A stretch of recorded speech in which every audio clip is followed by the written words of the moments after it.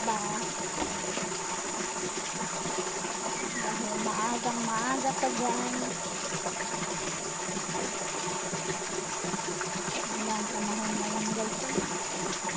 At pagkatapos ko maglaba, at ako ay maliligo guys.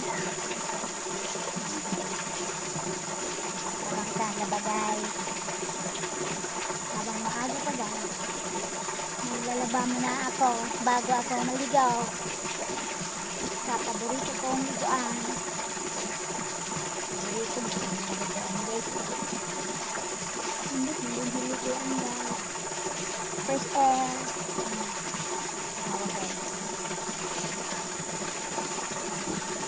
Ako ay nagdadala ng latayan ng tubig. Pinalitan ko guys yung upas ng saging. Pinalitan ko na ng kawayan guys. Yan na guys. Guys.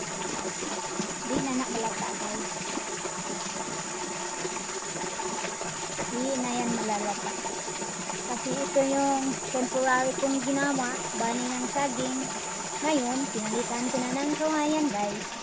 Para na pag pupunta ako dito, babalik ako dito, hindi na ang aking latayan ng water.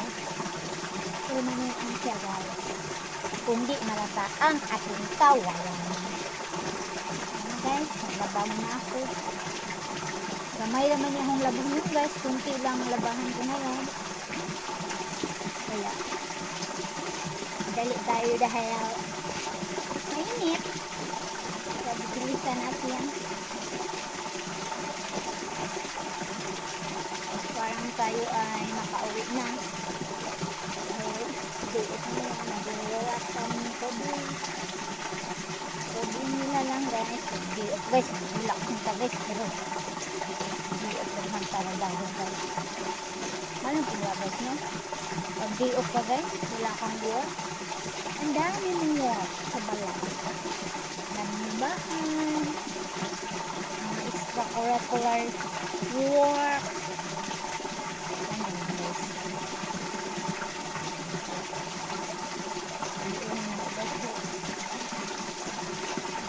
Init na guys, kabalhin guys ang camping.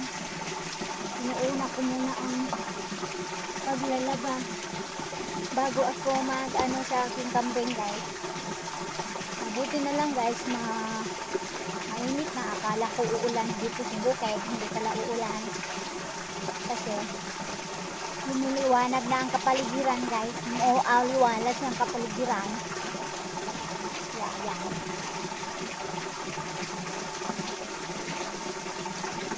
Ang maririnig mo lang dito guys ay mga huni ng mga ibon. Lumukong guys.